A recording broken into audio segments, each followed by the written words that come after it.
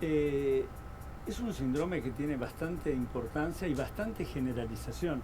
Yo sé que a los argentinos nos gusta considerarnos especiales en todo, incluso hasta que somos los mejores en el burnout.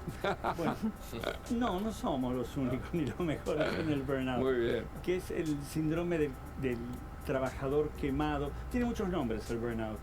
Tiene el del desgaste crónico, el del agobio, el del quemado, el burnout. Ha tenido toda una serie de terminologías que hablan de esto que vos dijiste como síntomas principales, que es el agotamiento, el agobio, momentos de despersonalización, pérdida de interés en lo que se está haciendo, sentimiento de falta de creatividad y de iniciativa, una cierta dificultad en el contacto social donde se encuentran.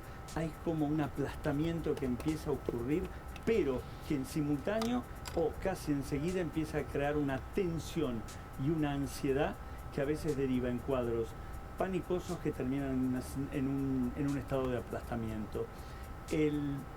No tiene tantos años. ¿Se saben cuándo aparece por primera vez la palabra burnout? ¿Cuándo? En el 2000, en las mirá. Naciones Unidas. No es tan antiguo como se cree. Y te digo más, que les va a llamar la atención a ustedes de algo. No está, por ejemplo, en el DSM-5, en la clasificación de las patologías. Es bastante curioso esto porque, como muy bien dicen ustedes, lo estamos viendo mucho en la sociedad de hoy y hay que pensar en la sociedad de hoy. ¿Qué características tiene este síndrome? Así, digamos, características de comportamiento, que uno las pueda identificar. Bueno, hay un sentimiento, ante todo, y inclusive a veces paulatinamente se va dando un cuadro de agotamiento, de mucho cansancio, de una falta de iniciativa que se traduce en una cierta ineficacia en el trabajo, de una cierta dificultad en establecer una trama social que lo haga sentir en un ámbito de pertenencia. Es como y esto se va cronificando, porque esto es lo importante del burnout. No es que pasó un día o dos y ya decimos es un burnout, ya está. No, ocurre y permanece, perdura, es un estado que se cronifica, decimos.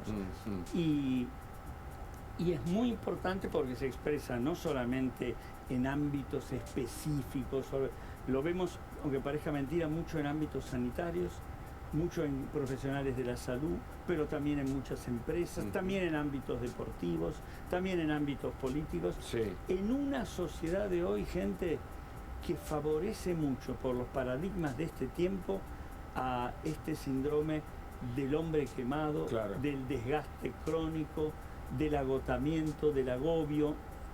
Tiene un primer periodo de agotamiento. Es verdad lo que vos me preguntás, Dani, porque tiene a veces un estado segundo, ¿no? Después de ese agobio y ese agotamiento, hay a veces un sentimiento de despersonalización. Hay como una especie de sentimiento de vacío interior que lo hace sentir como ajeno a donde está, como inclusive hasta no solamente no puede concentrarse, sí, sino no sabe bien en realidad el para qué, la intencionalidad verdadera de qué es lo que tiene que hacer. Tenemos unos números que ahora Julieta nos va a compartir sobre esto. Me permite una digresión por esta historia. Máximo Padilla fue un denunciante, sobre todo de Omar Caballo Suárez, es alguien de la industria naviera, que en un momento determinado habló con su esposa, yo estoy contando algo y me dijo, está mal de salud, finalmente fallece, y su mujer me dijo, por el síndrome de burnout, es decir, se empezó a descompensar por un estrés agudo, con lo cual las consecuencias de este síndrome, que vamos a ver algunos datos, pueden ser muy, muy graves. Julieta, a ver. Bueno, en realidad esta semana salió una encuesta de Boomerang que habló de este problema. Fue una encuesta regional de la que participaron 4.800 personas. Y bueno, los argentinos encabezamos esta encuesta con el 86% que dijo experimentar este cuadro de burnout. Le siguió Chile con un 82%, Panamá con 78%, Ecuador con 74% y Perú con 66%. Bueno, un poco lo que comentaba José, de que no somos los únicos en experimentar este tipo de problemas, sino que en la región también, digamos, los porcentajes son muy altos. O sea, estamos hablando de mucha gente que siente que está quemada, ¿no? Y con esto de fin de año también es un momento en que muchos se sienten agobiados, está este sentimiento de no llegar a fin de año y bueno, esto se reflejó en esta encuesta. Y También hay otros números. A ver. Bueno, el 80% de los encuestados confesó haber sentido estrés, el 71% desmotivación, el 46% admitió que le cuesta encontrar un rato para sí mismo, el 45% no logra desconectarse del trabajo y el 45% sostuvo padecer cansancio, o sea, los síntomas que tiene este síndrome. A ver el ranking.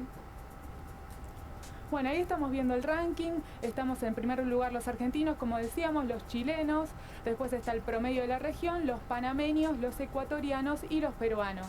O sea, la verdad, todos los porcentajes son muy elevados, entonces muchos latinoamericanos dicen sentir esto, que están quemados, que están, digamos, con muy poca atención, ¿no? José, ¿hay manera de prevenirlo? Y a su vez, cuando uno ya está reconociendo por algunos síntomas del estrés, del agobio, de lo que vos estás explicando, ¿hay formas de encarar alguna solución a esto? Hay muchas cosas muy, muy interesantes recién. Vos, Hugo, dijiste una palabra clave, que es estrés.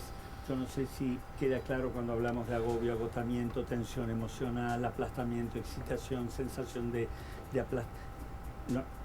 pongámosle el nombre que también está, que es el cuadro de estrés. El cuadro de estrés es un cuadro de una descompensación psíquica, física y emocional. Descompensación psíquica, física y emocional. Me parece casi para subrayarlo, si hubiese un apunte. Y esto es lo que se da con todo el cuadro, no solamente a nivel de lo psicológico, de esto que hablábamos.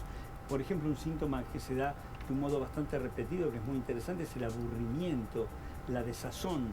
Pero enseguida aparece también todo el cuadro neurovegetativo. Aparecen los trastornos, palpitaciones, taquicardia, trastornos gastrointestinales, sentimientos de agitación respiratoria. Ojo, el estrés es un cuadro de descompensación que además muchas veces baja la inmunidad y favorece determinadas enfermedades agregadas. Por lo tanto, es efectivamente, y creo que hacen bien en puntualizar esto del estrés, un cuadro de una complejidad importante que tiene dos aspectos importantes. No solamente el tratar el deber en realidad curarlo cuando estamos frente a esto.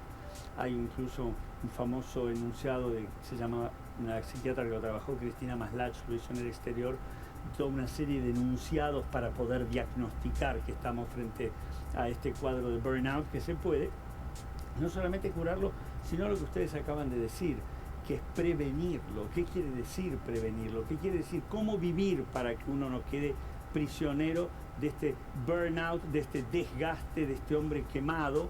¿No es así? ¿Y cómo, José? Ayudarnos un para poquito. poder orientarnos que necesitamos eso, por favor. Pero sabe, Huguito, que hay distintas edades a las que se da esto. Acá pusieron simplemente unos porcentajes. Tenés algunos porcentajes que son más, porque no es solamente en una etapa específica. En distintas etapas se da el burnout y en eso hay distintas prevalencias entre los 30 y los 50, 50 y 60, 60 y 80. Es muy complejo, muy interesante y no solamente cuando se da esto, hay que darle un nivel de contención a nivel en el ámbito laboral, un nivel de trabajo a nivel familiar. Eso, Doc, le quería preguntar, disculpe que lo interrumpa, porque la persona que lo está padeciendo, no sé si la palabra es padeciendo, pero que está pasando por esta situación, ¿es capaz de darse cuenta de lo que le está pasando o es la gente del entorno la que tiene que estar atenta? ¿Cuándo me doy cuenta que tengo que ir a una consulta? ¿Y con quién consulto en caso de que me note en esta situación? Buenísima pregunta. Por supuesto que podemos hablar de padecer y por supuesto que es un sufrimiento que tiene claro quien lo padece. Lo que pasa, por eso viene tu curiosidad, es que en el comienzo, cuando se va empezando a generar todas aquellas condiciones que terminan creando una intensidad que llamamos el burnout, por ahí aquel que lo está padeciendo no es plenamente consciente que la vida que está llevando, las sobreexigencias que está haciéndose cargo, la intensidad de las presiones que está soportando van a producir esa enfermedad. Que tiene que ver con lo que dice Hugo, cómo prevenimos también, porque si bien curamos sacando ese orden de presiones exageradas, sobreexigencias, dándole una determinada contención en el ámbito laboral, un descanso si es necesario, tomando en cuenta a la familia y advirtiéndola y trabajándolo, también en la prevención, y aquí es donde yo quiero ir y mostrarlo de la sociedad de este tiempo, vivimos, una vez hablé en esta mesa una de las veces que tuve la suerte que me invitaran, sobre lo que es la sociedad, la compulsión a la productividad en la sociedad del cansancio. Dos conceptos que yo los defino así. Es muy importante, más, no alcanza, más, tenés insatisfacción, tener es más importante que ser, tenés que tener más, pero como sos poco te sentís insatisfecho, buscas más.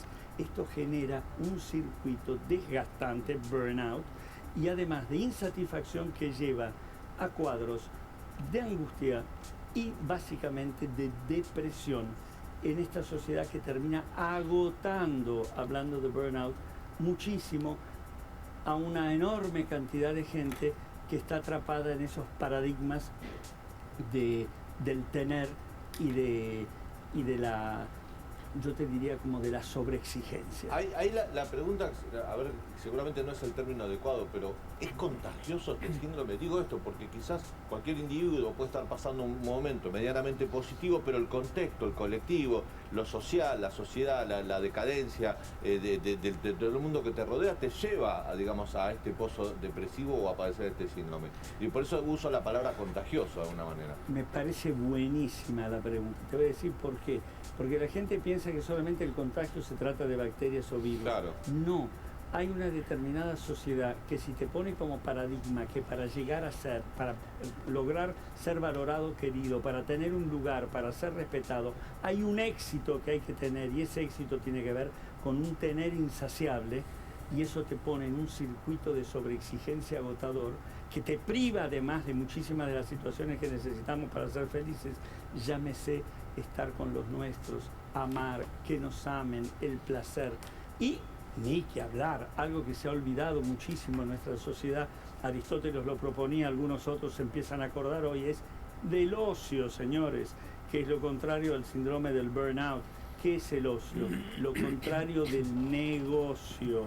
El ocio es estar en una situación de sin obligación, con una situación de introspección que te permite estar con vos, ser amigo tuyo, y una permeabilidad que te permite no solamente descansar, sino captar algo diferente. Permitime que Jorge Giacobbe, el consultor, analizó esto para entender cómo la Argentina está muy afectada por su entorno y de algún modo es más proclive al síndrome del burnout. Vamos a ver esta información, entiendo que en un gráfico, ¿no? A ver. Mirá, el mapa de palabras que suele hacer. Tristeza, angustia, incertidumbre, bronca, preocupación, desesperanza. Un poquito más abajo, esperanza, no sabe, no contesta. Pero enojo e impotencia también hubo. Enojo e impotencia, sí, un poco más chico. Sí. Pero fíjate que la palabra predominante, José, es tristeza. ¿Qué es la tristeza? Qué importante, ¿no? Esta emoción, esta tristeza que a veces tiene una determinada justificación porque está ligada, si vos querés, a una pérdida. Sí, o a un fracaso, ¿no? A un fracaso, a una pérdida de un ser amado, de un ideal, cuando estamos en un determinado proyecto y se frustra, cuando estamos en un determinado trabajo y nos sacan, naturalmente sentimos esa emoción que está ligada a la pérdida, que lastima nuestra autovaloración, que nos hace temer en un futuro en el que no podamos sostenernos, que nos da culpa frente a los que tenemos que mantener, una tristeza que, bueno, vamos intentando elaborar. En los duelos es la más clásica, ¿no? Perdemos a alguien, después de admitir que hemos perdido al ser amado, no se lo admite enseguida, se acepta que se perdió el ser amado. De aceptar a admitir hay un proceso intrapsíquico que lleva un cierto tiempo. Hasta sueños, ¿no? Cuando fallece alguien, mi psicóloga me decía que uno puede hasta soñar con esa persona y luego va desapareciendo como de los recuerdos, ¿no? Sí, no va desapareciendo. Uno, en un primer momento, ante ese afecto traumático, evidentemente que nos resulta inconcebible que nos sitúen en una relación con la muerte, que un día que me inviten vamos a trabajar, yo trabajo mucho esa temática para poder encontrar lo que es un lugar de sabiduría que nos permite integrarla en la vida y no verla como el enemigo número uno. Cuando una persona muere, en ese efecto traumático hay un primer sé que falleció, pero no lo admito. Y continuamente nuestra mente está en escena en el momento mismo de la crisis, luego uno lo admite, lleva un tiempito. Cuando uno lo admite, viene una sensación de ausencia que llamamos tristeza. Luego de lo cual lo internalizamos cuando hacemos una buena elaboración y hay un trabajo para hacerlo en nuestra memoria amorosa, y allí nos acompaña, no alucinatoriamente, no como pensamos que estamos locos, que hablamos así, lo vi, nos salió, sino simbólicamente lo internalizamos en nuestra memoria amorosa, lo llevamos con nosotros y de algún modo está representado lo que dijo, lo que fue, ¿en qué? En nuestra vida con los demás, en nuestra vida.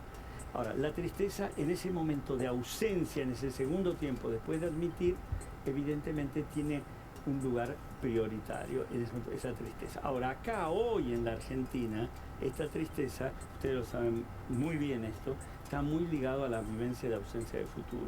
Claro.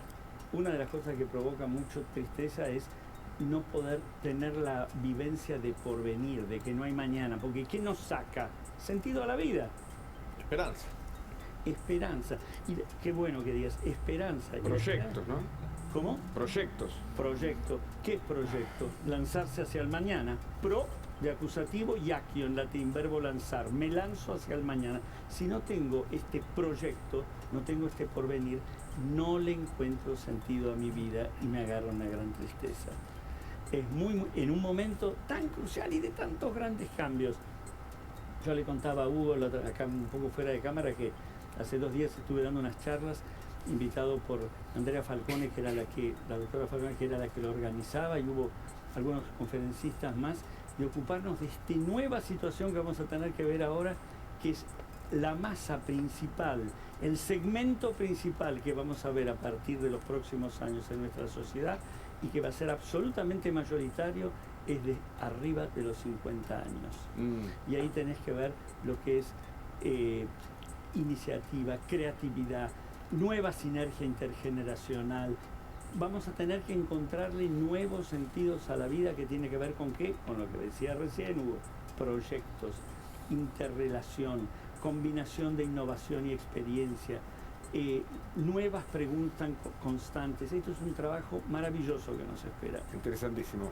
José, muchas gracias por tu visita. Por favor. La verdad que siempre es tan importante escuchar a gente que sabe mucho y sabe contar lo demás. Hasta la